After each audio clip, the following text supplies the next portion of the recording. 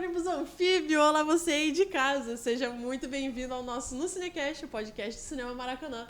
E hoje a gente tem aqui um convidado, como sempre, muito especial, mas ele mora no meu coração, porque assim, a verdade, ele é uma pessoa muito maravilhosa. A gente, aqui, nós os alunos dessa faculdade, nossa, ele é tipo assim, ele é o suprassumo dos pensamentos do Wilson Oliveira!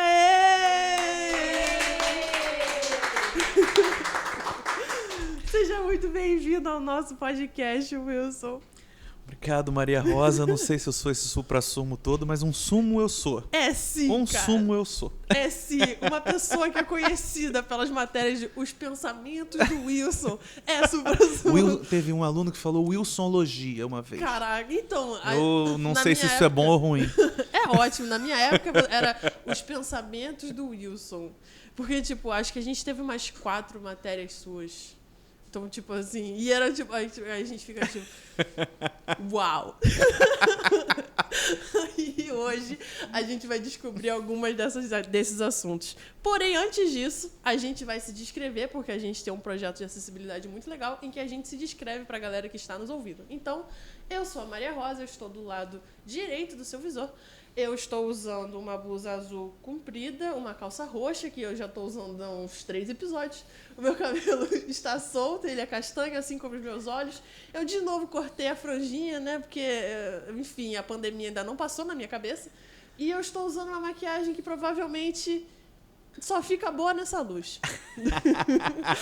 Eu tô do lado esquerdo do seu quadro, usando uma camisa azul, que... provavelmente eu dei aula com ela na semana passada, mas eu lavei. Com óculos pendurado, porque agora eu não consigo mais me desfazer dele. Do meu lado esquerdo tem um livro, um telefone celular e 2 canecas. Brabo, porque ele é brabo. Ele é assim, tem 2 canecas, daqui a pouco, se vocês ouvirem o barulho do splack, vocês não se incomodem, tá? Que o negócio roda solto. Mas vamos lá, galera.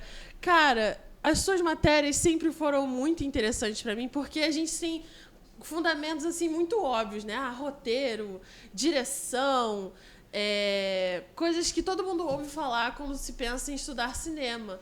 Mas aí as suas matérias vêm com um lado teórico que às vezes a gente não pensa, né? Quando eu tive a sua matéria de teoria, né? Você fala muito sobre a experiência do cinema e diversas coisas. E eu ficava tipo, caraca. Enquanto eu não tava dormindo, né? Eu tava tipo, caraca, mentira, brincadeira. Não é só porque a matéria dele era durante a pandemia, 7h30 da manhã, que a gente tava dormindo, cara. Que isso? Não pode. Às vezes eu tava dormindo. Momentos, cara. Acontece. Mas, Wilson, eu queria... Vamos começar do zero, então. Como é que o cinema entrou na sua vida? Me fale sobre a sua primeira sessão de cinema. E isso tem a ver com essa história que você estava contando, né? Com essa disciplina em particular. Quando eu começo a voltar, né, no tempo e com a lembrança, refazer um pouco a minha trajetória e por que eu me tornei professor de cinema, e esse professor aí que você descreveu, eu lembro muito das minhas primeiras idas ao cinema. Eu tinha um pai aficionado pelo cinema e que desde cedo começou a me levar para ver desenho animado em tela de cinema. No início dos anos 80, eu... ainda criança, ainda numa idade que a gente lembra de pouca coisa, eu lembro de... por que... não lembro disso, tá? Mas pensando agora, por que assistia esse desenho animado nessa tela desse tamanho e não em casa? Como eu tenho mais facilidade na televisão. Uma televisão ainda preta e branca, mas é uma televisão em casa. Claro. E é claro que a imagem maior... numa sala de cinema em que você se prepara para ir, então tinha o fato de acordar domingo de manhã, ir pro Metro Boa Vista, na Cinelândia. Cinema de manhã? Cinema de manhã. Caraca. Tinha sessão sábado e domingo de manhã. 10 da manhã. Pra criança. Ó, tá vendo? Já começou os absurdos. Pra criança. Cinema de manhã, cara. Cinema... Mas era um evento, não é que nem andar de avião nos anos 50, né? Vamos todo mundo bonito. Evento. Que é a hora de ir no cinema. Evento com todas as características de um evento. Se arrumar, pegar... E é engraçado isso, porque quando eu comecei a ir... Acho que a estação do metrô ainda não existia, então a gente ia de ônibus. Depois a estação começa a existir, então a gente vai de metrô. E se arrumar pro metrô é diferente de se arrumar para ir de ônibus. Né? Chegar, entrar sentindo as diferenças, né, do piso. Quando você entrava numa sala de cinema como o Metro Boa Vista, você tinha um piso na entrada, no hall de entrada, ao passar pela bilheteria, que já ia te preparando para o piso que você vai seguinte pisar. O piso da sala, depois é um outro piso. O professor João Luiz Vieira descreve bem esse ato de pisar no cinema. Olha que coisa interessante que a gente nunca para pensar no que a gente está fazendo. Né? E toda a sessão que começa junto com a sessão. O que é isso? As luzes apagarem primeiro devagarinho, depois apaga mais uma, a tela a cortina se abre, um gongo soa e começa uma mega explosão de sentidos na tela, com cores dos desenhos animados, com os sons. E numa sala que tinha a sala do Metro Boa Vista, sala que eu me lembro da primeira ida ao cinema, com o teto com uns círculos de raios e diâmetros diferentes, que a projeção, numa tela enorme, era uma das maiores telas do Rio, batia na tela, né, o que saía do projetor, mas também você via os reflexos no teto, nesse teto. Sim. E eu me lembro mesmo, de ficar vendo desenho animado, às vezes, mais no teto do cinema do que na tela. Porque você já queria mandar a cadeira reclinável assim pra olhar pra cima pra poder deitar um cadinho, né? Deitar um cadinho, exato. Deitar um pouco. De manhã, criança recém-acordado, vai para um lugar que ela quer explorar, andar, e não, é escuro. Né? E, por incrível que pareça, eram sessões de um público normal. Não era uma coisa muito cheia, não era uma coisa muito vazia. E... Rosa, eu me lembro disso não uma ou duas vezes, mas uma série de vezes. Até que, um dia, meu pai falou, agora nós vamos ficar para o filme da tarde. Nós vamos almoçar num lugar por aqui, que eu não me lembro aonde foi, e nós vamos ficar para o filme da tarde. Double bill. Sessão dupla. Vai ter... Vamos maratonar um pouco hoje. Sim. E eu não lembro o filme. Não lembro, provavelmente um filme infantil. Corta os cinemas da Praça Sans Penha. As salas de cinema da Praça Sans Penha. Esses mais perto de casa, esses já com o metrô em funcionamento, a pleno vapor. E aí começa uma série de filmes que eu converso com Robson, que eu converso com amigos queridos aqui do curso que há tanto tempo conheço. Aí era o contrário do que eu faço hoje. Eu não vou mais muito ao cinema, não dá tempo. O tempo que sobra, eu tento ir, mas não dá mais muito tempo para ir. Continuo indo sempre que dá, mas não com aquela frequência. Claro. Aí, se a gente cortar para um lance mais de adolescente, o programa de quem... nos anos 80 começa a ir ao cinema sozinho, no final dos anos 80 começa a ir ao cinema sozinho. Aí vira os desafios de entrar nas sessões que você não pode entrar, de filmes com os assuntos aí que a gente não pode falar. Censurado para criança, não pode ir a tal filme, não pode ir, mas pode ir a outro.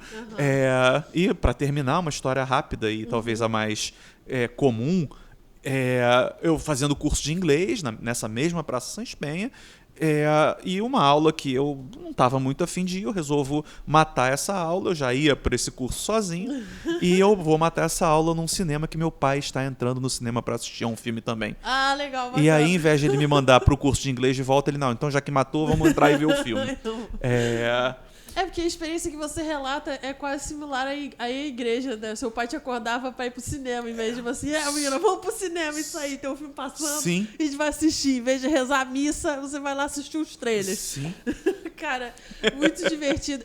É uma experiência que eu fazendo cinema, eu queria muito me lembrar qual foi a minha. Eu queria muito me lembrar qual foi a primeira vez que eu pisei no cinema. Eu não faço a mínima ideia. Eu acho que foi um filme da Xuxa. Mas eu não me lembro. A única coisa que eu me lembro é que foi o cinema de Macaé. E ainda era aquele cinema que... tinha um design, né, antigo, tipo, o meio termo, né, porque o que você citou é tipo o suprassumo, o negócio da cortina se abrindo. Acho que não tem mais nenhum cinema que faça isso aqui no Brasil, pelo menos. Acho que o Odeon, Odeon suas abre sessões, cortina, gongo, ao menos numa das últimas reaberturas sempre tinha, né? O Roxy, que também agora já não existe mais, mas você tinha esse tipo de coisa. E o que é curioso é pensar como isso se transformou nos dias de hoje, né? Claro.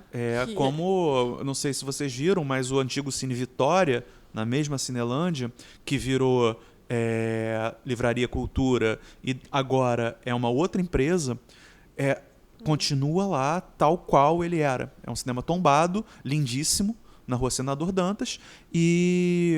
É Senador Dantas aquela ali? Sim.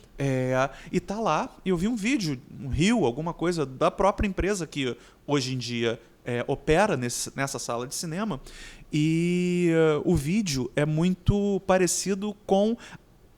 O vídeo começa na porta do cinema e vai entrando em direção à sala de cinema. E aqueles adornos todos estão lá. A porta para a entrada para a sala onde se assistia aos filmes está lá.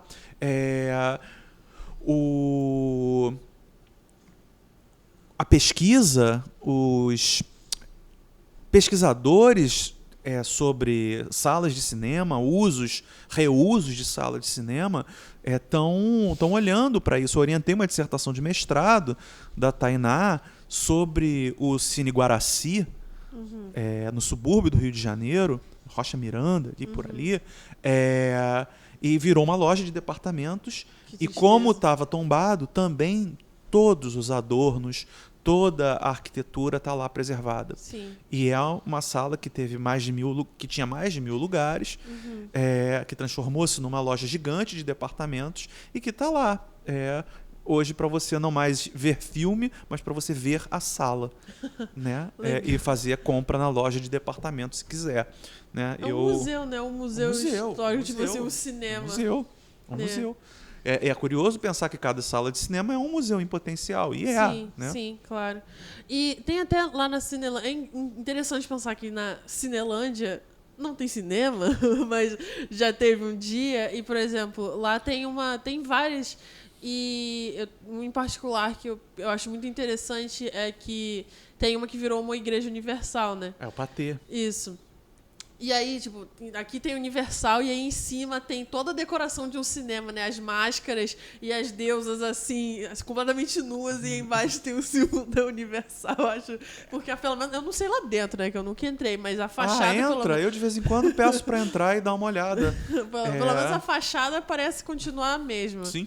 E é muito interessante, mas como a gente estava falando, né, o design das salas também, como veio se atualizando, né? Como eu falei, eu peguei o intermediário, que era tipo a tela lá em cima e tipo todo mundo na reta, né, sentado nas cadeiras assim, então todo mundo tinha que ficar inclinado para cima assim para poder ver o filme. E como isso se atualiza, né? Hoje em dia é tipo uma ladeirona assim, e quanto mais cadeiras, mais inclinada é a ladeira, para poder caber o máximo de pessoas. E, tipo assim, você acha que existe... Mas o máximo de pessoas, desde que se respeite o número de assentos. Aquela época, daquelas salas, a gente assistia, às vezes, filme no chão. Não tinha lugar marcado também, né? De Volta para o Futuro, eu assistia num cinema da sala da Praça Sans Penha, não me lembro se no Carioca ou no América, possivelmente no Carioca, que também é igreja, no chão. No chão. E... De Volta para o Futuro, anos 80, 85, 86, quando ele passa no Brasil, acho que já é 86, Titanic. Eu assisti no Carioca no chão. Tem lá a sala, tem lugar, mas se não conseguir com a cadeira também, senta lá, meu filho. Vem de graça, tá ótimo. E aí tem coisas que só o cinema permite. Eu me lembro, e eu fui assistir o Titanic 2 vezes, no chão, as 2 vezes, e na segunda, como eu já sabia que o personagem do Leonardo DiCaprio ficava lá apitando, céus. e a personagem da Kate Winslet deitada naquela porta, naquele objeto lá que ela consegue deitar, que vem do Titanic, eu deitei nessa hora. Eu não tinha um apito, mas eu acho que assoviei. Cinema 10D. Experienciando da melhor e é isso. possível. E aí, voltando à questão lá de por que, em teoria do cinema, a gente trata dessa experiência, né? Porque essa experiência faz o cinema ser esse fenômeno até hoje, né? E que, diante de tantas mortes decretadas do cinema, diante de tantas idas e vindas do que vai acontecer, o cinema está aí. Sim, né? sempre. De formas diferentes, mas aí. Mas, então, eu não sei se a gente vive numa bolha, porque eu vivo no cinema também, e, tipo, pra mim a experiência do cinema também é mágica, é única, então eu não entendo pessoas que não entendem isso. Eu não sei se eu vivo numa bolha cinematográfica, mas por que a gente não tem mais cinema de rua no mesmo jeito que existia antigamente? Por que agora é só dentro de shopping? Por que é tudo empresa? É tudo por causa do capitalismo? Em boa parte, mas o cinema sempre teve essa relação, né? O cinema dominante sempre foi fundamental para o avanço do capital. Isso é inegável. Agora, por que esse tipo de cinema acabou? Sempre um conjunto de fatores. A violência urbana afasta as pessoas do cinema? Afasta. Uma cidade e os centros da cidade cada vez mais decadentes e passando por mudanças faz com que as pessoas se afastem? Faz. E como a gente vai para o cinema para ver filme, o filme aqui, o filme na ponta dos seus dedos, a hora que você quiser, na tela do computador, na tela do celular, na TV, no streaming, na própria cidade. Tem uma coisa muito curiosa, nesse tal Carioca da Praça Sans Penha, hoje tem uma tela de LED no prédio do lado, em cima do cinema, passando propaganda e convidando as pessoas para o cinema, que não é mais ali, é no shopping. Sim, que fique claro, é aqui do ladinho. Sabe?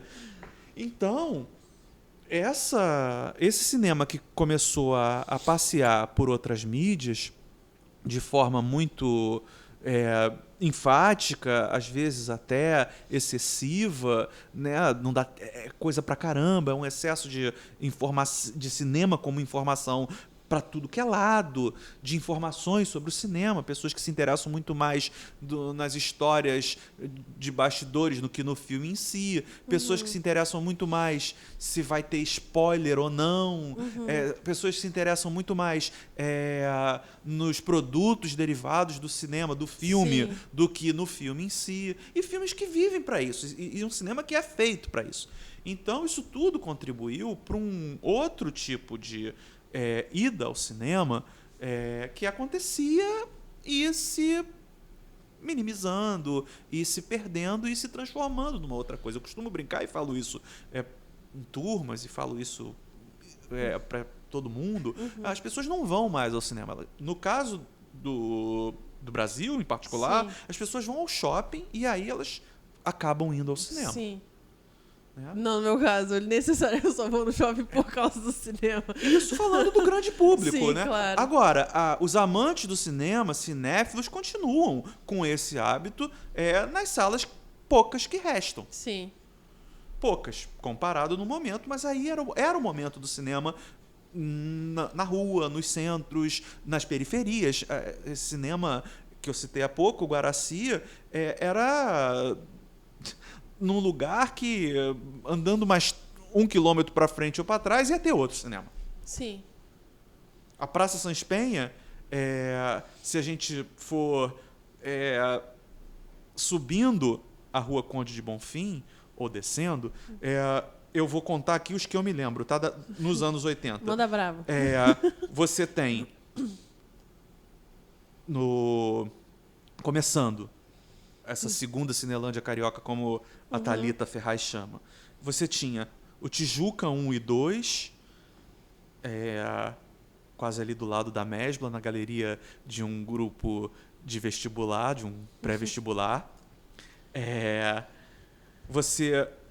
Aí chegando na Praça Sans Penha, você tinha o América, o Carioca, dividido pela Rua das Flores. O Carioca ainda está lá, como cinema, porque era tombado. O América virou farmácia.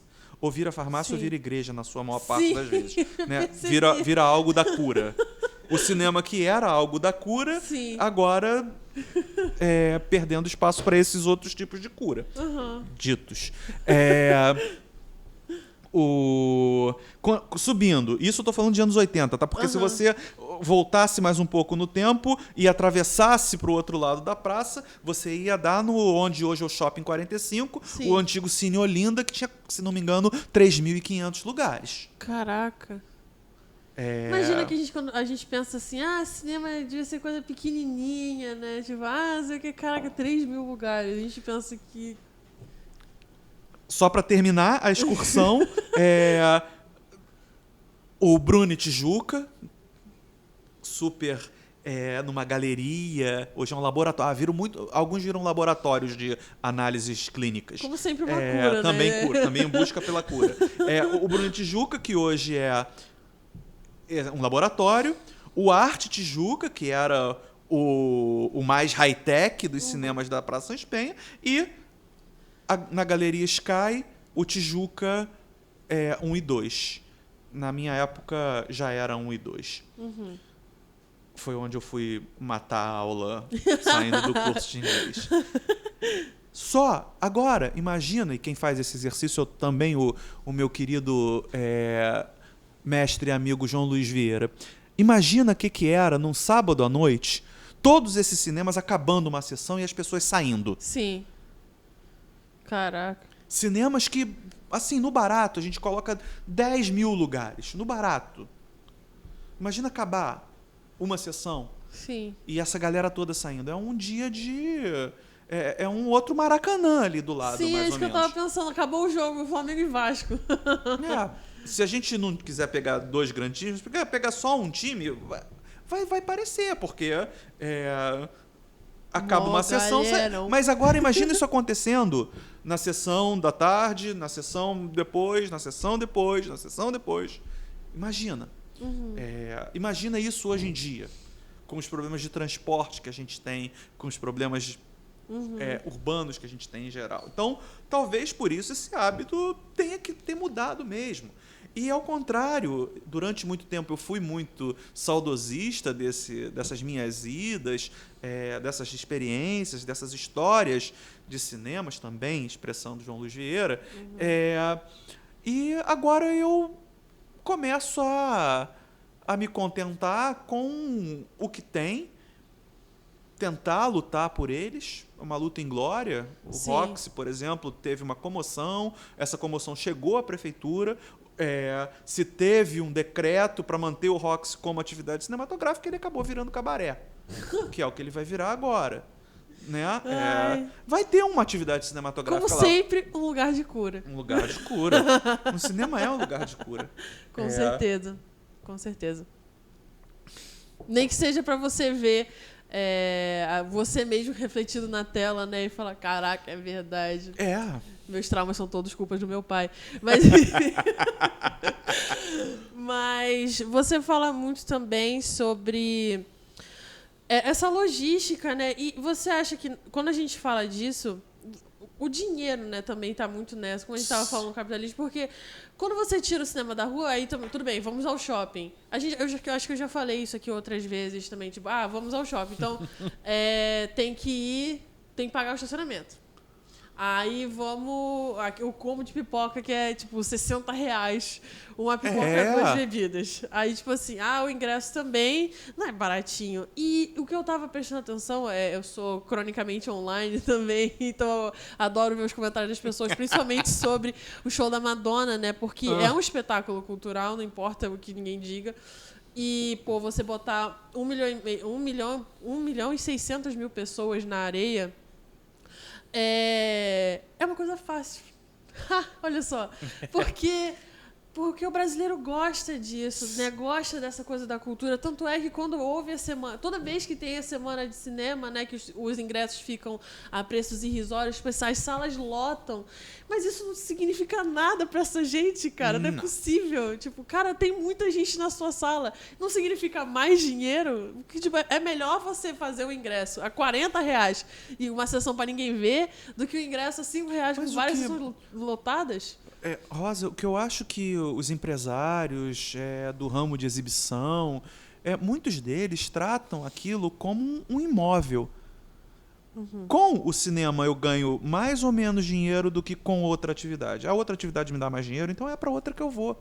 Não se tem uma preocupação se tem lucro. Mesmo se tendo lucro, sempre se quer mais lucro. Então, e esse mais lucro o cinema não consegue dar mais. Eu acho que conseguiu dar por muito tempo. Então eles migram para outra coisa, né? E a gente que gosta de cinema fica à mercê. À mercê e num misto de... mas pelo menos está aí. Sim. A produção audiovisual em outras mídias estão fornecendo pra gente e eu também sou um cara muito logado, plugado, online. E eu acho que seja através das plataformas tradicionais do streaming, seja com a própria TV a cabo, que ainda sobrevive. TV a cabo que é os streamers, né? Porque vai virar a mesma coisa. Aí, tipo assim, tem um monte de streaming. Aí depois, porque a gente vai lançar os streaming juntos, agora se você assinar todos eles, você tem um desconto. Bem-vindo de volta à TV a cabo. Não adiantou nada. Ou bem-vindo de volta e sempre a pirataria. Né? Nunca foi. Nossa eterna amante. Que mas também não tem solução. A vida final do cinema. Mas não tem solução, cara. Como é que você vai fazer? Tipo assim, vamos ser todo mundo certinhos, vamos assinar os streams, todos. Mas aí os caras tiram da própria plataforma, do próprio catálogo, obras deles, eles tiram do próprio catálogo. Aí vai pra outra. Mas aí vai pra outra pra você ter a outra, né? Mas às vezes eles desaparecem completamente. Tipo, tem vários filmes que não estão em lugar nenhum. Aí você vai arranjar onde tem na pirataria, não tem jeito. E aí ficam impressionados quando eu digo que eu tenho 3.000 DVDs em casa. Que eu tenho mais ou menos 2.000 fitas VHS ainda em casa. Arrasou, e que de vez em quando eu vou lá e vejo. De vez em quando eu vou lá e vejo. Eu, com as fitas VHS, por ter ficado mais difícil de armazenar, de cuidar em casa, eu parei de ter. Mas eu tenho... Por ser o cara que gosta de estudar as coisas relacionadas à mídia, eu entrei numa de que eu vou continuar tendo os VHS desde que eles tenham alguma relação com a própria mídia. Exemplo, eu tenho uma seção de filmes, sobretudo de horror, em VHS, que lidam com a própria questão ou do vídeo ou da televisão. É claro, os mais conhecidos, Poltergeist, Videodrome. E aí, como virou coleção, eu desdobro ela. Então, o Videodrome, eu tenho a versão do VHS americano, eu tenho a versão lançada no Brasil. Poltergeist, eu tenho a minha versão copiada da televisão. Quando a Globo passou, eu tenho a versão lançada pelo serviço de vídeo da Metro. Os colecionadores, nesses fóruns online de discussão, a dublagem aqui a garotinha do Poltergeist é dublada pela fulana ou pela beltrana. Ainda vão entrar nessa especificidade. Sim. Que aí não, porque a minha questão é ter as diferentes mídias, não se tem os conteúdos da dublagem. Mas o fato de ser o VHS americano e o VHS brasileiro me interessa. Sim. Né? O Chamado, por exemplo, Como um outro bom filme, acumulador. um outro filme, ou como colecionador, porque tem uma lógica. Tá em casa, cara. Eu também faço a mesma coisa quando eu gosto uma coisa. É porque tem uma Mas lógica. tem uma diferençazinha aqui, cara. Tem que ter. Eu entendo que é uma espécie de acumulação, sim. Eu gosto. Minha companheira não gosta cara. muito. Ela diz, se entrar mais uma fita VHS, tem que sair outra. Eu fico, Peraí, às vezes, driblando. Aí você passa com um pacote assim, ó. O que é isso aí? Nada. Não, eu tenho uma defesa muito boa. Aluno me deu. Aluno está se desfazendo da coleção e tá indo. O fato de ter muitos alunos e alunas que sabem disso, eles me doam. E aí o que eu não tenho e me interessa, eu fico. E o que eu já tenho, eu dou. Eu faço a doação. O que deve ser muito comum, né? Tipo, uma versão super underground de um filme um filme grego que ninguém conhece. Eu já tenho dois aqui. Vambora. É isso. É um pouco nesse sentido, né? A primeira sessão de cinema, ela continua ecoando nessas práticas. Sim. E aí, voltando, quando eu vou lá e assisto em VHS o Videodrome, eu experimento esse filme diferente do que quando eu assisti no cinema. Eu experimento esse filme de uma forma diferente de quando eu assisti em DVD, porque aí eu também tenho o filme em DVD. Né? Então, tipo, esse é o tópico interessante, tipo, experiência, né? Que você fala muito, o negócio da experimentação e, tipo, a experiência de assistir o filme no cinema, que é diferente de assistir o filme em casa. E agora eu quero que você discurse sobre isso, aquela coisa do porquê ser no escuro, do porquê ser sentado, porque a sala era maravilhosa. E aí agora eu vou lembrar de vez o que ele falou. Não, os primeiros estudos, as primeiras teorias do cinema são em torno dessa ideia de experimentar uma arte bastante nova que estava se tornando narrativa, né? Porque os primeiros 20 anos do cinema não estão nem aí muito para narrar coisas. Está ali para mostrar coisas e, sobretudo, como eu encho a paciência de vocês, está ali para atrair a atenção. Sim. Né? O que o professor Tongani elaborou como cinema das atrações para os primeiros mais ou menos 20 anos do cinema é fantástico porque isso se perpetua. O cinema sempre vai ser essa ferramenta de atração muito forte. Quando o cinema, então, começa a ocupar certos espaços que vão ser as salas de cinema, por exemplo, que não existia no início do cinema. Sim. Era coisa improvisada, era lá nas feiras de variedades, Sim. Era um café, concerto que no seu segundo andar fazia uma exibição, e por aí vai. Quando as salas começam a aparecer, né, imagina botar um monte de gente num lugar que deve ser escuro para que o claro da tela apareça, que deve ser minimamente silencioso, porque os filmes eram silenciosos e as pessoas... os sentidos, eles são embaralhados, né? O cinema é 4D desde sempre, né? Tinha gente que ia para a sessão de cinema para ficar lendo o lábio dos atores, para tentar entender o que estava sendo dito. Coisa que era quase que humanamente impossível, porque a velocidade dos quadros era mais acelerada, então você tinha que... o filme mudo, né? Pior que eu faço isso às vezes, porque eu fico pensando assim, será que esse personagem... Eu tava assistindo... Porque eu entrei numa... E depois não precisa, né? Desculpa te interromper, que entra a cartela, dizendo que... Mas aí eu penso assim... É porque eu entrei numa de assistir todos os filmes ganhadores do Oscar. Aí eu fui lá desde o início, no caso, o Asas. Aí, que é o filme de banquinho, e entra a cartela. Aí eu penso, será que ela tá falando alguma coisa mesmo? Alguma coisa com alguma coisa? Ou ela tá só tipo, blá, blá, blá, blá, blá, blá, blá.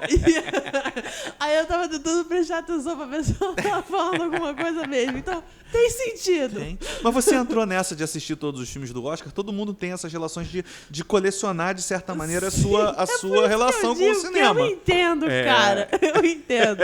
Eu só não tenho mais DVD porque eu também não tenho mais onde colocar. Eu tenho muito livro, eu tenho muito DVD. Eu só não tenho VHS porque eu não tenho onde rodar. Mas você tem VHS em casa, fitas? Tenho. E não tem vídeo? Não. Então, se Vamos resolver embolado. se você... Eu tenho. Eu tenho. Se você quiser, eu acho que eu tenho um VHS lá. É sério, eu tenho herdado, obviamente, muita coisa do meu pai, assim, os VHS do Morro dos Ventos Vivantes, VHS do... esqueci o nome dele, O Último dos Moicanos, e vários VHS, assim, de filmes que meu pai gostava. A gente faz uma troca. Eu vou ver o que você tem de VHS relacionado à própria mídia e eu te dou uma mídia. Olha só, combinado, vai ficar aqui registrado, está combinado. Mas aí, Wilson, continuando o que você estava falando sobre a experiência do cinema. Isso se transforma sempre, né? Aquele espectador daquele cinema que está lá sendo analisado pelo Hugo Mustenberg, primeiro teórico do cinema, um cara que vem da psicologia, que está então preocupado com essas relações e essas experiências do espectador com o filme, né, dos espectadores entre si.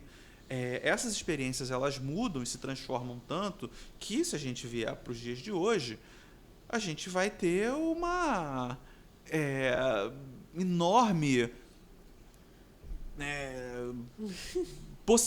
várias possibilidades, um enorme caleidoscópio de sessões de cinema hoje em dia, de múltiplas experiências do cinema, tanto se percebendo disso a própria indústria, que é a tal da MSG Arena, lá em Las Vegas. Sim. Que é um lugar para se consumir imagens e sons, audiovisual, Sim. por dentro e por fora. Já parou para pensar que ela é uma atração por fora? Sim. Com Aquele artistas domo, ocupando, né? Com emojis gigantes acordando e mostrando como está o humor de Las Vegas naquele dia. E por dentro está lá uma espécie de atração cinematográfica em que tem um filme o filme principal, né, feito para a Arena. É um filme do Aronofsky, do Aren Aronofsky. E você depois tem um show, né? Atualmente é um conjunto musical chamado Phish. Antes foi o U2.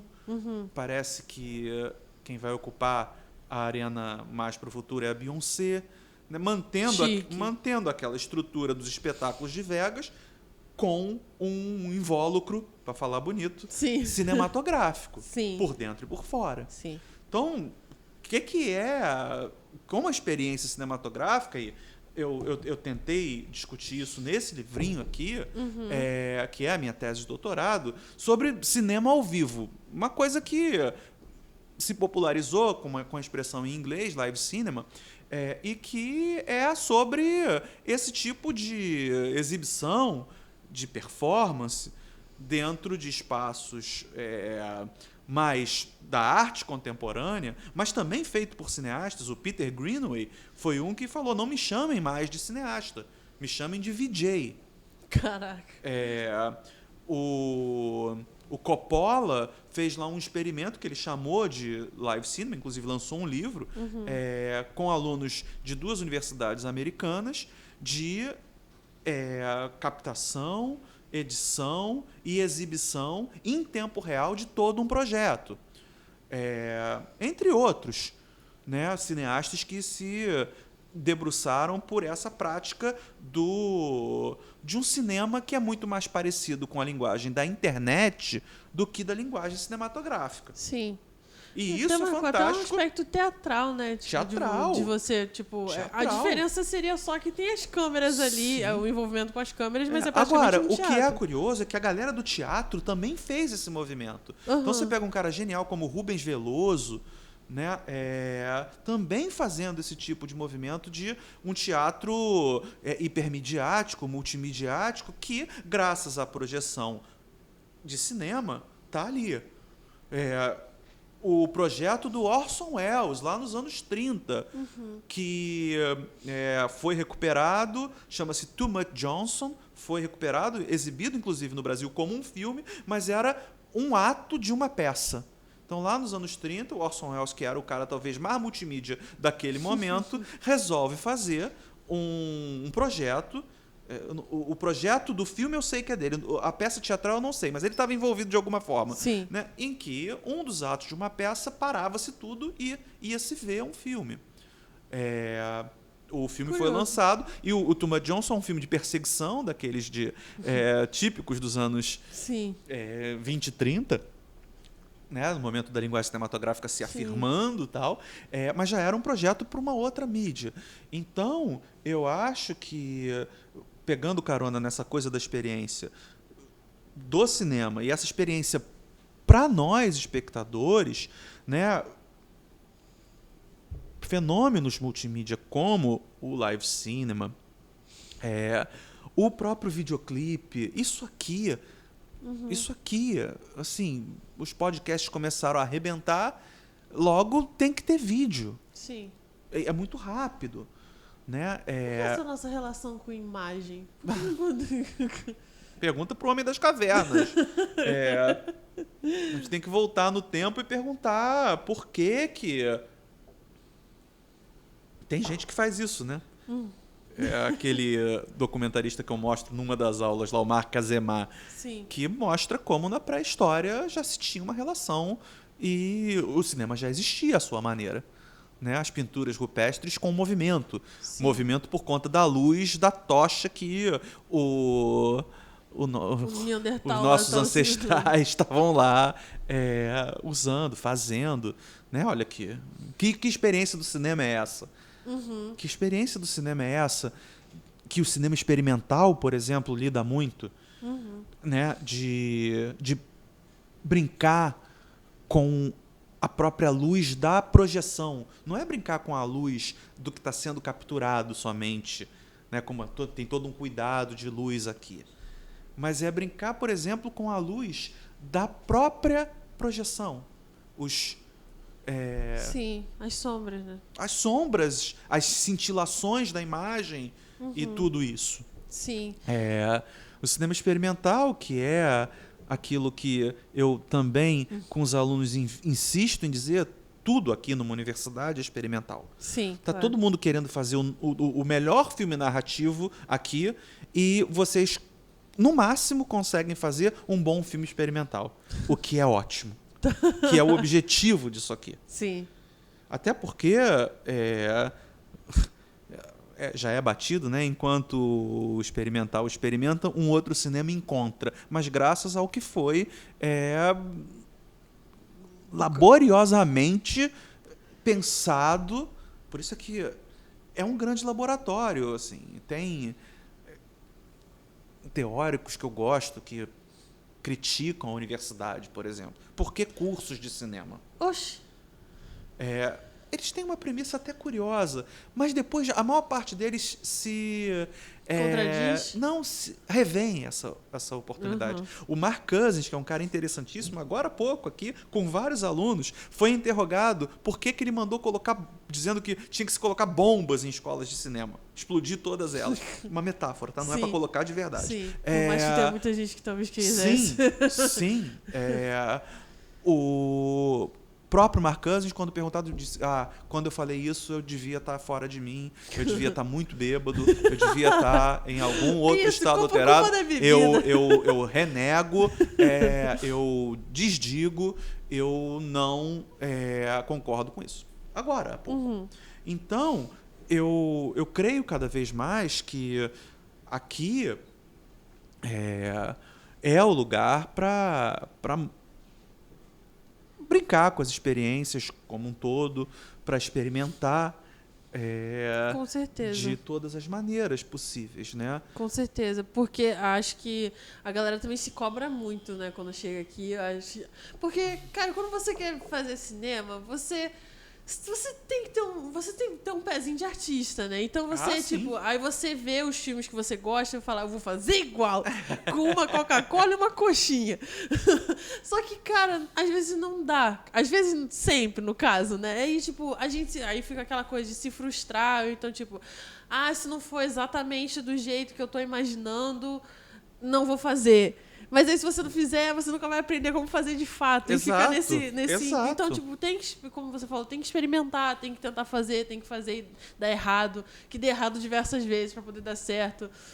Cara, tem muita gente por aí que... acho que a Renata Corrêa disse isso. Só deu certo porque uma pessoa insistente, sabe? Que ficou batendo lá, ficou batendo na porta. E vamos fazer isso aqui, e vamos tentar isso aqui. Então, às vezes essa coisa. Eu, como realizador, eu insisto em dizer que eu nunca dei certo e que eu não quero dar certo.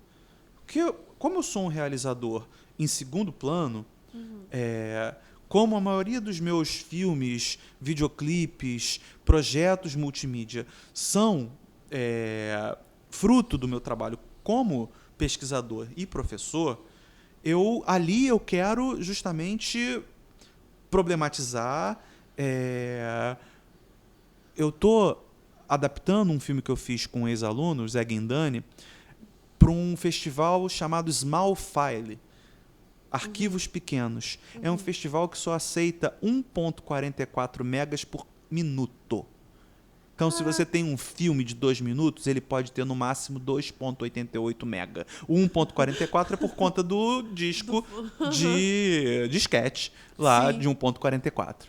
E esse festival existe há 15 anos, é um barato, e a proposta do festival, que dialoga diretamente com uma parte da minha atual pesquisa, que a gente deve falar já, é a premissa de que o cinema digital, que todo mundo acha que é mais sustentável ecologicamente, que que manuseia produtos, formatos mais sustentáveis, não é sustentável. Parece que o streaming contribui com tudo que circula de dados na internet. Sim. O streaming ocupa... tudo que circula de dados na internet ocupa 4% da camada da pegada de carbono. 4% do tal lixo digital que está por aí espalhado. Sim. E o streaming é responsável por 1% disso. Caramba. Eu, quando comecei a fazer um projeto de pesquisa que vai ser desdobrado no ano que vem, com uma bolsa da Comissão Fulbright, eu pensava que, caramba, o cinema de película, esse sim era tóxico, violento para o ambiente, porque a película ela precisa de química. E é uma mídia física, né? Físico, você precisa de um espaço físico. O espaço físico vai perecer. Sim. Esse cinema, claro que ele também tinha suas implicações para o meio ambiente, mas ele nem parece se comparar com o que está acontecendo ou o que está em vias de acontecer. Caraca, porque as pessoas esquecem que para ter internet passa um monte de cabo por debaixo dos oceanos. Sim. As pessoas esquecem que para ter filme em 16K se tem energia pra caramba para gerar aquilo. Sim. Né?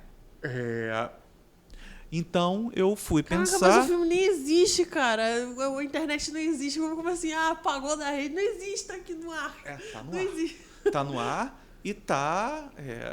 E tem cada vez mais um monte de pesquisa bacana, né? Aquela que foi publicada há pouco tempo, de que existe uma possibilidade de, com Wi-Fi, você enxergar imagens numa sala, né? E capturando um pouco da nossa estrutura física ali. Enfim, Wi-Fi como uma espécie de raio-x contemporâneo. Sim, também. É possível. Sim. Olha só como isso não é para ser pensado do ponto de vista, né, das relações ambientais e de tudo que a gente está pensando, né? Assim, existe um ramo de pesquisas que, felizmente, eu fui conhecer por conta, né, da minha pesquisa que originou a minha dissertação de mestrado, pensando a relação do Marshall McLuhan com o cinema. Eu fui passear pela chamada ecologia das mídias e toda a ideia de pensar uma espécie de ecossistema midiático, que a mídia é uma espécie de ambiente mesmo, Sim, sim. como a gente se refere a meio ambiente, me levou a um desafio que eu vou enfrentar nessa pesquisa agora, ano que vem, muito grande, de que o audiovisual como um todo, e por isso o cinema experimental está muito à frente de muitas coisas, a preocupação da galera de cinema experimental para com as temáticas ecológicas já existe há muito tempo. Muito tempo. Tanto nas temáticas dos filmes experimentais, quanto nas práticas de determinados cineastas de materiais mais sustentáveis, formas de revelação mais sustentáveis. Né? Isso que a gente vê aí em alguns artistas que trabalham com cinema, né? Como o genial, jovem Scott Barley, como aqui no Brasil os trabalhos lá do Strangloscope, lá de Santa Catarina, aqui no Rio, a preocupação de uma exibição cinematográfica sustentável do pessoal do Cinemão, a Roberta Carvalho, uma fantástica artista de Belém, que fez aquela obra Simbioses, que é um mapeamento, é uma projeção digital na copa das árvores lá da Amazônia, que depois ela levou para outros lugares, né? Como a gente tem nessa grande aldeia global, seja no Brasil, seja lá fora, muitos projetos bacanas. Sim. E é isso que eu vou pesquisar com esse apoio da Comissão Fulbright lá ano que vem na Universidade de Yale. Chique. Resumindo, chique, magnânimo, tá? Que ele vai pra Yale, tá, meu bem? Caso você queira saber. Mas outra coisa que eu queria dizer, tipo assim, eu queria saber onde é que você comprou esse SSD que tá aí na sua cabeça, de 2 tera, que você, tipo assim, lembra de todos esses nomes, de todos esses dados, tipo assim, eu não sou capaz mais de me lembrar da metade das coisas que você falou de novo, eu acho que é a 3ª vez que eu escuto, mas eu já não me lembro mais, eu quero saber, você dorme 8 horas por noite, é isso? Eu estou dormindo mal? Não, eu tenho insônia crônica desde moleque novo, desde pequenininho. Justo, cara. Por que você lembra dessas coisas? Como? Como é que, tipo assim, você sai citando nome e referência? Minha memória não é muito prodigiosa, não, mas eu posso responder isso, porque eu leio muito. Eu leio muito em papel. Se a sua memória não é prodigiosa... Eu leio muito em papel. Eu ainda escrevo. Tá cada vez pior, mas eu ainda escrevo com a mão. Com lápis e caneta. O que eu tô fazendo errado, Wilson? Eu também, eu leio pra caramba, eu dei uma porrada de livro. Eu não sou capaz de fazer metade do que você fez agora. Eu não lembro de nada. Eu não sei nem como é que essa conversa começou. Mas, olha, a memória, ela é uma dança entre lembrar e esquecer. Esquecer tem uma função vital para a nossa memória.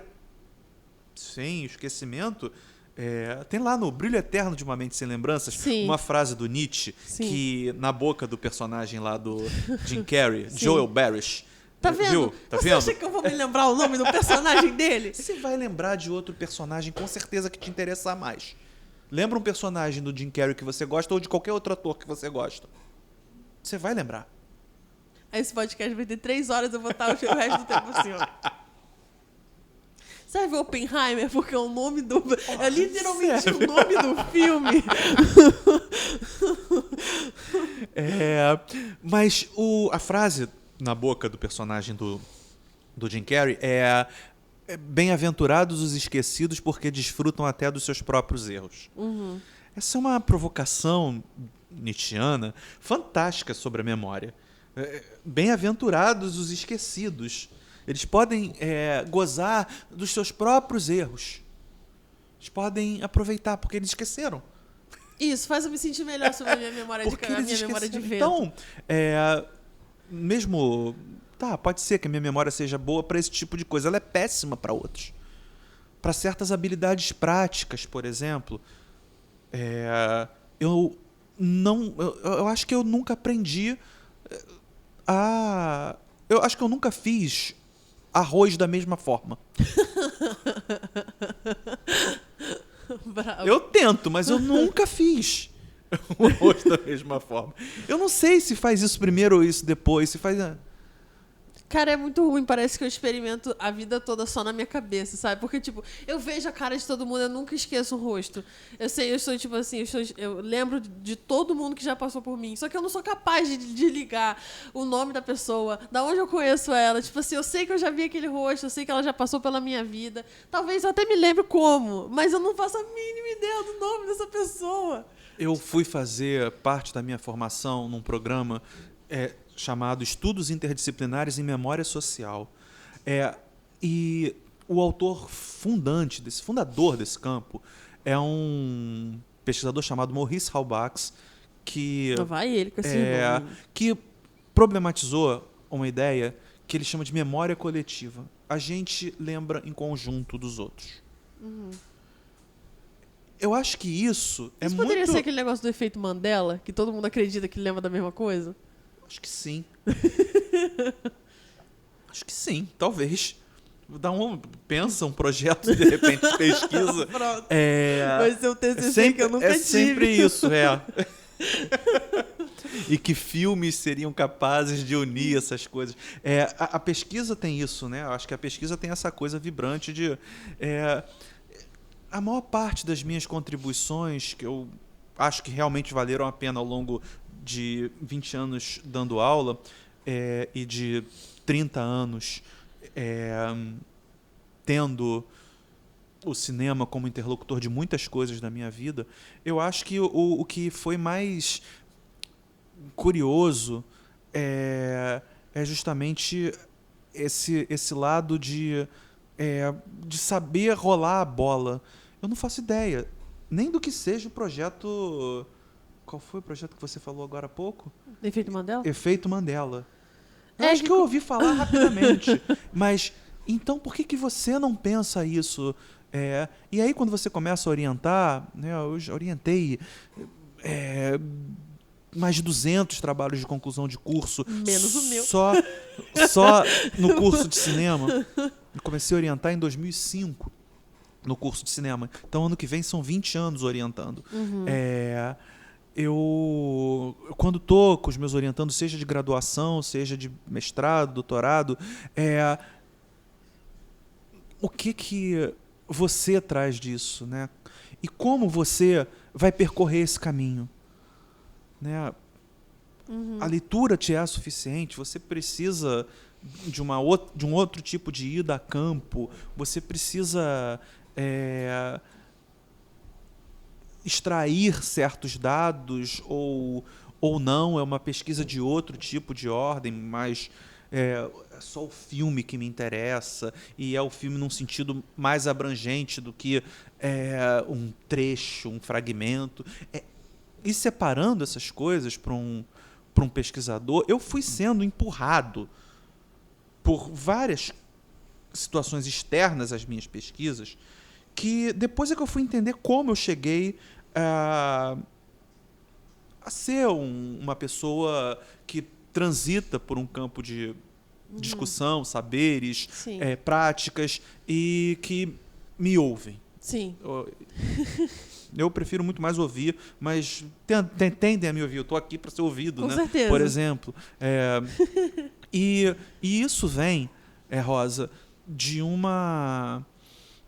encontros, assim. Eu vou contar uma história muito rápida de como eu entrei no mestrado. Conte-nos. Eu terminei minha graduação e estava fazendo uma especialização, uma pós-graduação que não era em nível de mestrado, Sim. e conversando com um professor, ele falou, isso aí é um tema de uma dissertação de mestrado. Por que você não procura essa referência e tal? E eu comecei a... Tá. E o projeto era como o cinema, em especial certos filmes, quase que 90% de cinema narrativo, lê ou tenderia a ler certas formulações de um teórico que foi um vendaval no pensamento contemporâneo em relação à mídia, a meios de comunicação, que era lá o Herbert Marshall McLuhan, um autor canadense nos anos 60, super provocador, tal. O projeto de mestrado que eu fiz não tinha uma nota de rodapé, uma linha, falando sobre a aparição do McLuhan no famoso filme do Woody Allen, Noivo Neurótico, Noiva Nervosa. Faltando 3 dias para banca que iria analisar se eu entraria ou não no mestrado, Sim. Conversando com um amigo, ele... Você não... Ah, o teu projeto... Tem, é claro, o filme do Woody Allen. Sim. Eu, caramba, não tem. Olha como a minha memória é falha. Eu estava fazendo um projeto, eu vi esse filme, eu adoro Annie Hall, e eu não botei uma linha no projeto. Apagou, como se tivesse apagado. A minha orientadora de mestrado, na entrevista para a entrada, que eu não sabia se eu iria passar ou não, Sim. ela não pergunta nada sobre esse filme também do Woody Allen. Quando tá acabando a entrevista, e eu torcendo pra ninguém perguntar, porque aquilo pra mim era um erro capital. Quando esse meu amigo chamou, eu falei que eu nem vou. Não dá lá um negócio, sabe? Que pesquisa que não, pelo menos não menciona. Mesmo que não seja a tua pretensão, tinha que estar ali. Quando tá acabando, um dos avaliadores, o professor Milton José Pinto, que já se foi, brinca. E agora o Wilson vai ver o filme do McLuhan, que o McLuhan aparece, do Annie Hall, porque não tá aqui. E foi só isso. Eu falei, gente, eu vou contar a verdade pra vocês. 3 dias atrás é que eu lembrei desse filme.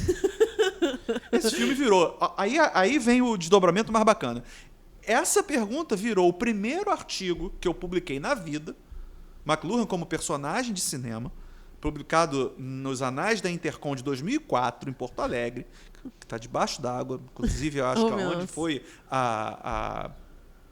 o encontro desse ano da Intercom, lá em 2004, eu acho que deve estar debaixo d'água. Toda nossa ajuda é necessária, né? Com certeza. As imagens difíceis. Eu... de um esquecimento, de algo falho no projeto, que talvez tenha custado até a minha classificação. Eu poderia ter sido melhor classificado se isso estivesse lá. Sim. Virou um primeiro artigo, virou parte importante da pesquisa, me levou até a família McLuhan. Eles assinam o prefácio do meu livro anterior a esse, que foi um livro bilíngue. Chique, né, galera? Pô, imagina aí, a família do maluco assina o prefácio do livro dele, minha Nossa Senhora. Que... Beijo no nome de vocês. Eu tenho muita cara de pau, Rosa. Eu sou muito cara de pau, porque eu não tenho... Aquela história de que o não você já tem é a melhor história que existe. Humilhação agora. Exato. A história que o não você já tem é verdade. E eu dou sorte. Temos vários relatos desses aqui da galera que, tipo assim, sabe, mete a cara e dá certo. Incrível como dá certo, tá vendo só, pessoal? Não tenho medo dos seus sonhos. E eu acho que sempre dá certo, né? Quando dá errado, as enchentes de Porto Alegre, como fazer dar certo agora, né? Porque a gente falou delas, né? De fato. É um desastre contado, né? Acho que... a crônica de uma enchente anunciada, né? Sim. E aí, quando você para pra ler também, pra estudar, pra ouvir os pesquisadores, é uma parada que tá contada desde 2021, que se sabe que vai acontecer. E ano retrasado teve. E foi uma surpresa, um caso à parte. E do ano passado teve também. Foi uma surpresa, um caso à parte. Aconteceu o que esse ano? Outra surpresa, um caso à parte. E logo vai virar série. E enquanto está acontecendo é uma chuva de informações desencontradas, gente criando fake news à torto e à direito. Sim. É... O que é surreal, né? O uso da mídia, tipo assim, o que essa galera tá esperando? Quer que a galera do Sul morra? Tipo, eles querem matar todo mundo, que o dinheiro não chegue, que, tipo assim, dê tudo errado e que nada funcione, é isso. Sabe? Não faz muito sentido. Mas enfim, ajude como puder, doe se quiser, doe se puder. Acho que toda ajuda é bem-vinda, toda menção é bem-vinda. No momento que a gente está gravando esse podcast, continua tudo debaixo d'água. A égua Caramelo foi salva, que é aquele cavalo que estava em cima do telhado lá, né? Ela tá salva. Porém, tem outro cavalinho dentro da casa que a galera ainda não achou. Salvem ele também. Não sei, quando você assistir esse vídeo, talvez ela já tenha tido um destino melhor, pelo favor. E os bichinhos também. Cara, eu vejo muita gente na internet falando que não tem que perder tempo salvando bichinho. Cara, isso me gera uma revolta tão grande. Sério. Às vezes esses animais são as únicas coisas que essas pessoas têm, sabe? E, cara, são seres vivos também. Eles merecem a mesma dedicação. Sim. E não é só cachorro, não, tá? São os cavalos, são os porcos. Ali tem vários lugares de zona rural também, então tem muito porquinho, sabe? Tem muita criação e tem que salvar todo mundo mesmo, galera. Hein? Que coisa. É vida, né? É vida, com certeza. E falando sobre vida... Olha só o link. Falando sobre vida... o cinema se mantém vivo através da memória dele também, né? Que eu vou fazer mais um link também com outra matéria que a gente teve, que era o quê? Memória e acervo... Preservação, memória e acervo audiovisuais. Isso aí, eu falei exatamente a mesma coisa. Porque, como a gente estava falando, né? Essa coisa das coleções e de guardar todas essas coisas, de ter acesso, também faz com que o cinema se mantenha vivo, né? Porque se você não tem memória, você não tem história. E como é que você vai repetir aquela coisa, né? Olha só, o Chris Marquet, no Sans Soleil, filme de 1983, coloca assim: terei passado a vida a interrogar-me sobre a função da recordação, que não é o contrário do esquecimento, mas o seu avesso. Nós não recordamos, reescrevemos a memória como reescrevemos a história. O Chris Marquet é um cara super interessante. Lá, além do Sans Soleil, inclusive todo semestre eu passo o seu lindíssimo La Jetée, que é um filme sobre a memória, né? E é um filme sobre essa reescrita, né? O La Jetée, inclusive, inspirou o Terry Gilliam para fazer os 12 Macacos. Sim. Ele diz que o filme só existe por conta do La Jetée.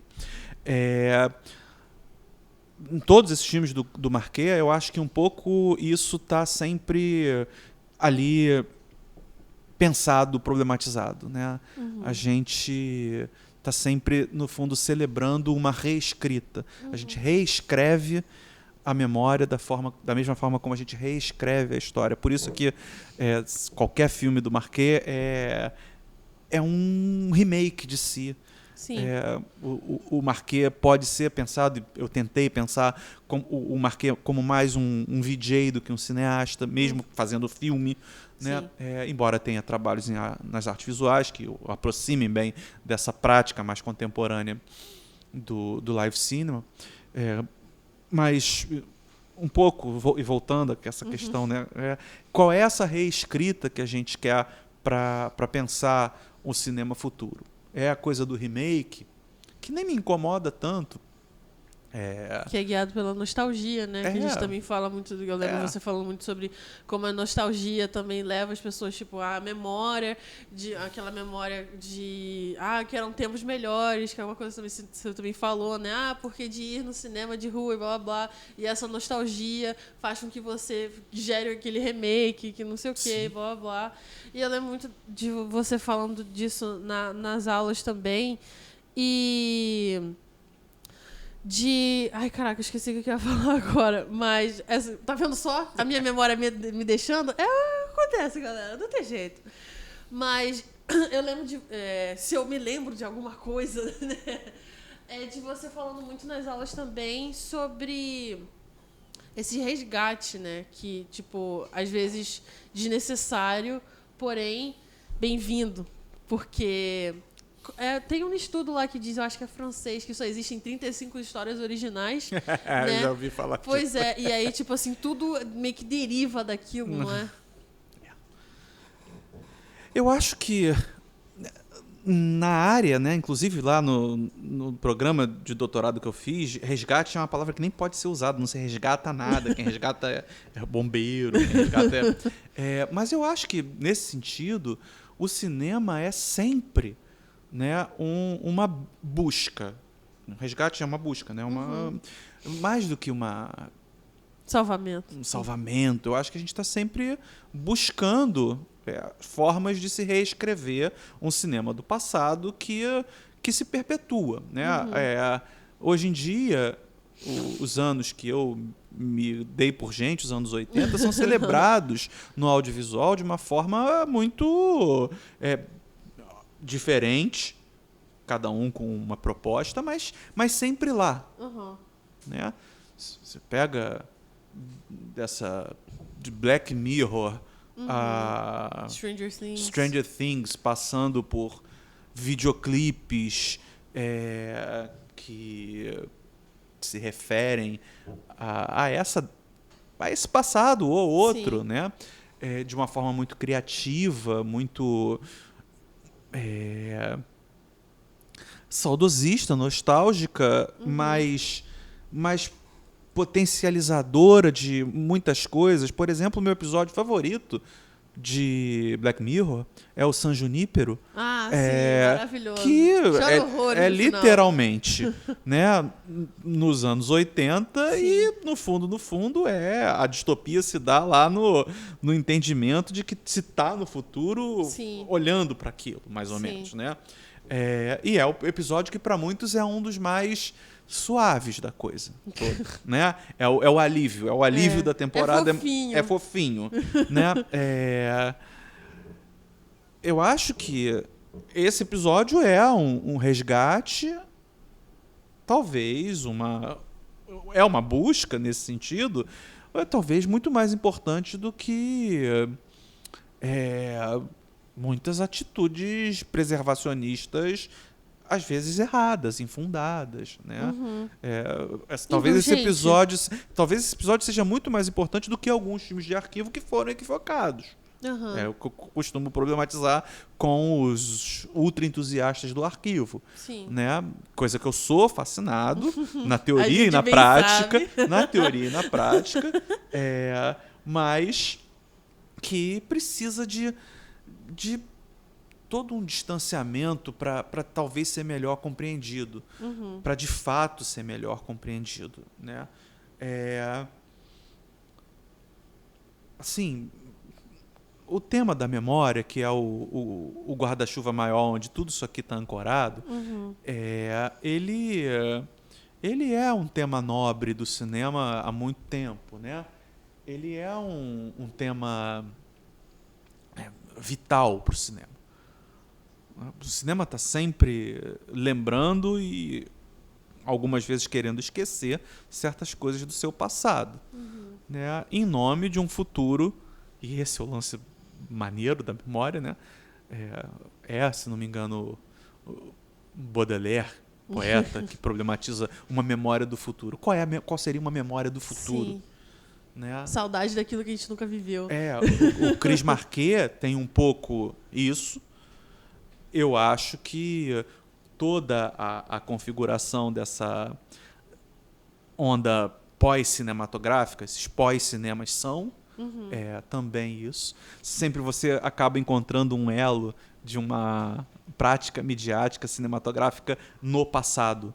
O GIF animado é a cronofotografia lá do Etienne Jules Marais.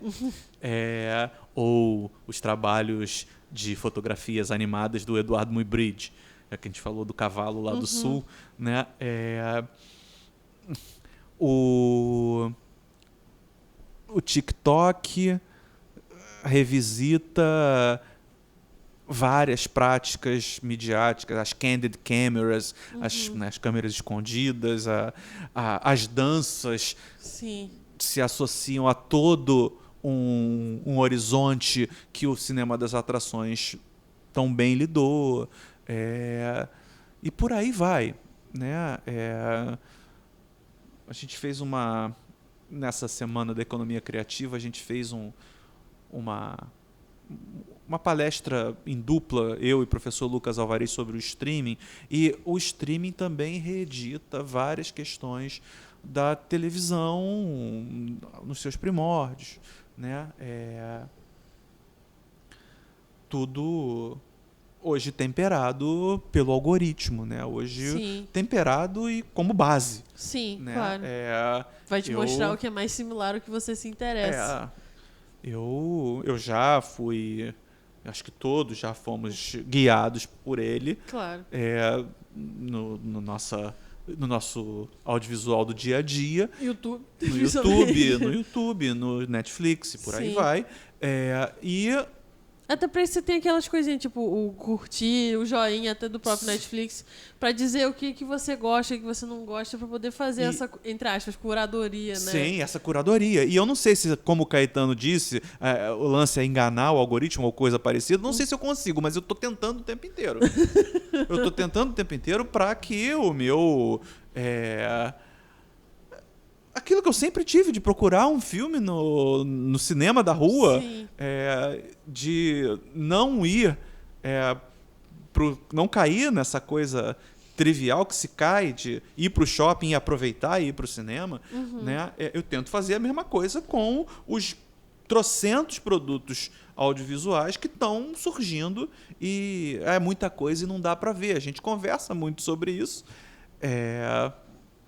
E primeiro de tudo, é muita coisa. Não dá pra ver. O que eu vou ver? O que dá pra ver, o que sobra. Sim. O que você tiver vontade de ver, principalmente. O que eu tô com vontade de ver. E é claro, eu tenho lá... Eu tô esperando, eu fico sempre esperando. De vez em quando eu vou na busca ali... Quando é que estreia a nova temporada da série? Mas... Eu acompanho umas séries muito... underground. Esquisitas. Não, underground não, até muito populares, mas que a maior parte das pessoas abandona na terceira temporada. Aquela série com James Spader, Blacklist, eu fiquei esperando a 10ª temporada. Adoro, e ela até chegou rápido, mas a 9ª demorou pra caramba pra chegar. E eu não queria pegar ela em outro lugar, eu queria esperar pra ver ali, com todo mundo vendo. Ok. E aí chegou a 9ª e a 10ª e foram os fiascos totais. Né? A 10ª, então... Mas eu fiquei esperando e acompanhando. Então, eu estava ali. A gente está imerso nessa lógica algorítmica das coisas. Agora, o que a gente faz para sair dessa lógica é que... complicated. É complicated, mas é necessário. Sim. É muito necessário. Talvez seja uma das coisas mais necessárias nos dias de hoje em termos de audiovisual. É não acreditar nos filtros que nos dão, mas nos filtros que a gente... vai ganhando ao longo da vida. Autonomia, né? Vontade própria. Eu quero ver isso aqui, eu não quero ver isso aqui. Eu gosto disso aqui. E sabe o que eu quero ver? Eu quero ver você me falando sobre como se tornar um pesquisador de cinema. Como se tornar? Porque você está falando tanto sobre isso e tipo... Se pesquisa sobre tudo aquilo que a gente gosta, né? Isso é um primeiro... caminho que o Humberto Eco dá num livro célebre, Como Fazer uma Tese, se pesquisa sobre aquilo que se gosta, não é isso? Eu só fui entender isso depois. Essa minha trajetória lá pelas salas de cinema criança, depois ganhando meu primeiro videocassete em 1983 para 84. Ganhei meu primeiro videocassete antes do meu primeiro videogame. Meu primeiro videocassete foi o meu primeiro videogame.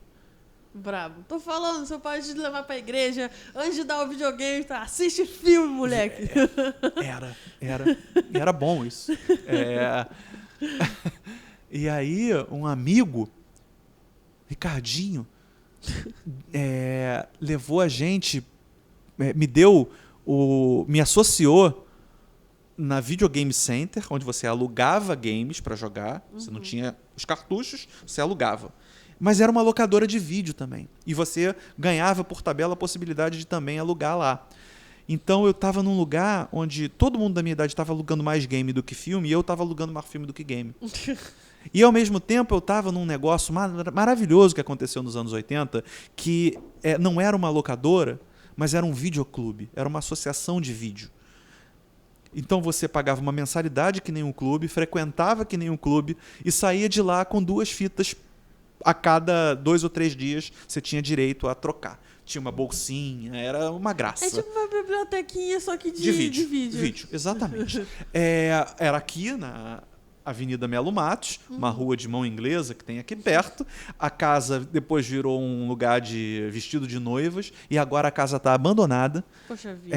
Eu passo lá e fico parado na porta, às vezes olhando, pensando que se eu ganhasse na Mega Sena, que eu nem jogo, eu compraria a casa e reativaria, assim como eu faria isso com as salas de cinema que eu gostava. Sempre. Só que tem que jogar para ganhar, né? Eu não jogo acontece. Porque eu não consigo. Eu jogo um jogo mais perigoso ainda. Eu faço o jogo, mas eu não jogo. Aí não. Aí você... Eu acho que eu morro. Você aí tá andando numa linha muito perigosa, né? Fazer o jogo e não jogar. Enfim. Mas é Stonks, pô. Deixei de perder R$100. Mas os videoclubes foram, então, fundamentais na minha formação de pesquisador. É para responder a tua pergunta de pesquisador, tá? E eu só consigo fazer isso olhando nesse retrospecto. Eu não fazia ideia que aquilo iria me ajudar no futuro. Porque me ajudou pra caramba. Eu tava vendo os filmes do Luiz Buñuel com 13 anos de idade. Era até perigoso. Eu acho que resultou numa figura complicada, complexada, problemática. É muito difícil sair da caverna tão cedo. Mas paranoica, mas que lida bem com isso, de certa maneira. Né? Outra dica para ser pesquisador você falou era como se fosse uma biblioteca. Vá à biblioteca. Não lê o PDF. Se você quer entrar nisso mesmo, você vai acabar lendo os PDFs, vai continuar lendo, não precisa. Mas a ambiência da biblioteca, vá à cinemateca, vá ao arquivo. Aqui, a gente tem um arquivo sensacional.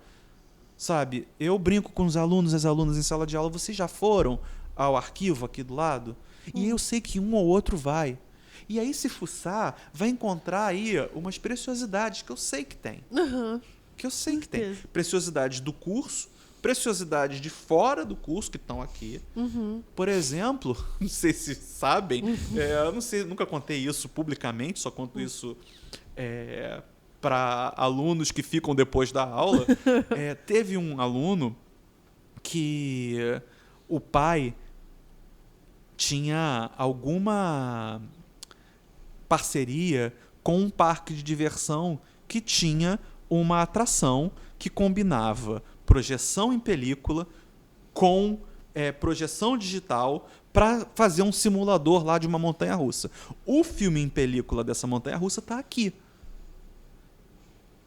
Caraca. Então, os primórdios de parques de diversão no Brasil que tiveram simuladores, o filme em película está aqui. Porque o filho herdou do pai, que herdou ou que ganhou como rescisão depois que o parque fechou. Sim.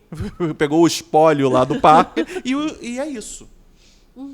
E aí, o aluno ainda pode pegar esse filme, que é um filme, é um rolo mesmo. Acho que são 10 ou 12 minutos, e colocar num projetor e ver. Né? Então, essa curiosidade que a pesquisa demanda tanto, e aqui eu estou falando eu não sou um pesquisador, eu não sou um historiador do cinema. A minha visão histórica do cinema é às vezes até muito, muito limitada, né? Mas pesquisas exploratórias e essa coisa do laboratório cinema em si, para quem quer, ao menos ser me orientando lá no futuro, no mestrado, é por aí as dicas que eu posso dar, né? Que são dicas triviais, tipo veja e leia, e dicas explore. Explore o acervo no sentido de... E crie. O que você é capaz de fazer com isso? A minha tese de doutorado, que vira esse livro, eu chamei um artista querido de São Paulo, chamado Raimo Benedetti, para escrever um prefácio. O Raimo veio com a ideia para mim, cara, e se a gente fizer um vídeo prefácio? Caraca. E vídeo prefácio existe em outros livros, mas eu nunca vi num livro acadêmico. E aí tem lá. O prefácio tem um QR Code que, depois de ler um breve trechinho da descrição do que é o prefácio do livro, você tem que ver um vídeo que tem uma experiência do tal cinema ao vivo embutido ali. Que legal.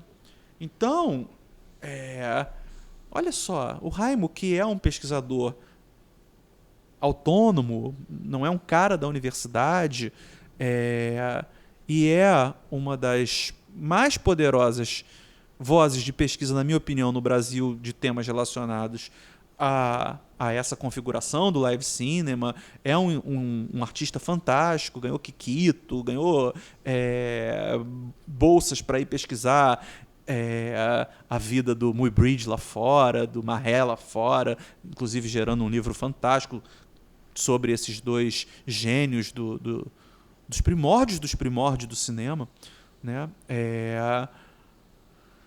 Vem com essa ideia. Então, se faz pesquisa de tanta maneira, eu acho que a grande dica é vai, né? Vai! Abre o livro! Se interessa! Gosta disso.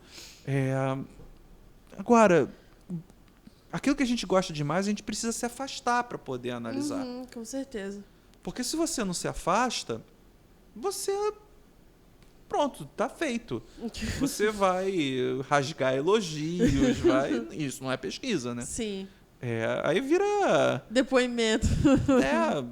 Fala e assim, tem um monte de gente fazendo isso bem feito na rede. Tem um monte de youtuber, tem um monte de celebridades...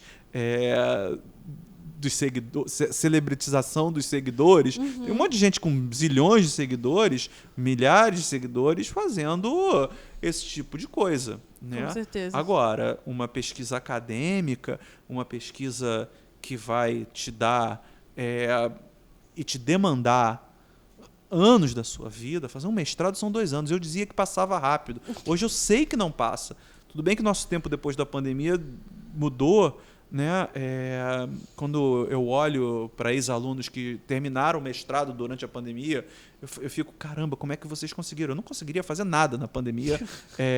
Eu consegui dar as aulas. Sim. Porque eu me concentrei e falei, é só isso que eu vou fazer, não tem mais nada para fazer. Nada. Torcer para chegar uma vacina, isso poder acabar e o que eu faço dentro de casa? Dou aula. Transformei minha sala de aula na minha casa. As minhas primeiras aulas, lá com muita gente dormindo, inclusive eu, porque era difícil. Era difícil para todo mundo, mas eu tentei transformar as minhas aulas. Essa minha casa que tem lá essas coleções todas, eu pegava da maneira improvisada que dava para fazer, celular, e ia para frente do meu acervo e falava. E depois estruturava uma outra coisa, ia para a varanda.